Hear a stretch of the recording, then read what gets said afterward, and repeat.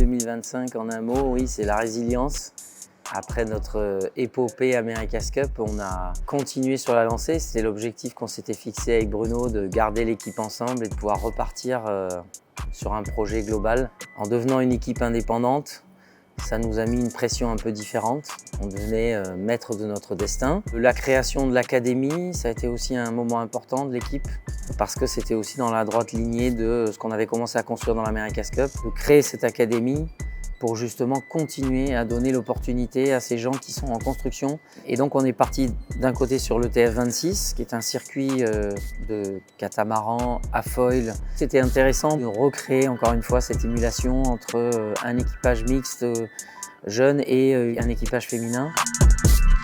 Évidemment, on a soutenu Enzo Ballanger dans sa quête du motte. Il a remporté donc ce championnat du monde de motte. C'est le premier Français à l'avoir fait. En tant que Cachalonge, en tant qu'équipe, je pense que ça a été aussi un résultat assez porteur d'avoir contribué à cet exploit. C'était un peu quelque chose que je pensais inimaginable, mais au moins c'est fait. Pour l'instant, tout se passe bien. J'ai réussi à vraiment faire une super Youth America's Cup, à faire une belle saison avec le MOT, le TF et donc Cachalonge qui me suit via l'académie. Et puis maintenant, intégrer l'équipe CGP, c'est que le début, il y a encore beaucoup de choses à apprendre, mais super content de faire partie de cette équipe-là. Pour ma saison 2025, l'académie, ça a vraiment été comme un tremplin, comme un centre de formation dans d'autres sports ou d'autres équipes professionnelles.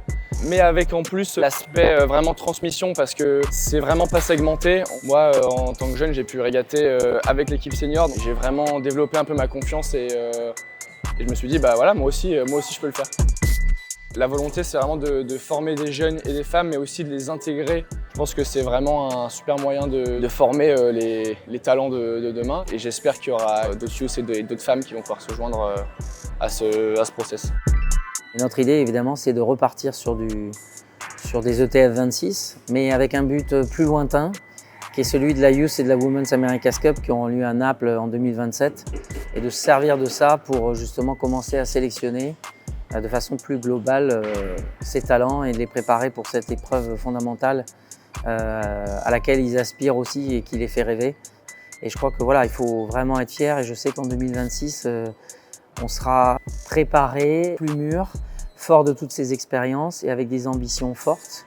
On est sur quelque chose qui se construit dans le temps et dans le sport d'équipe, ça ne se fait jamais en un jour.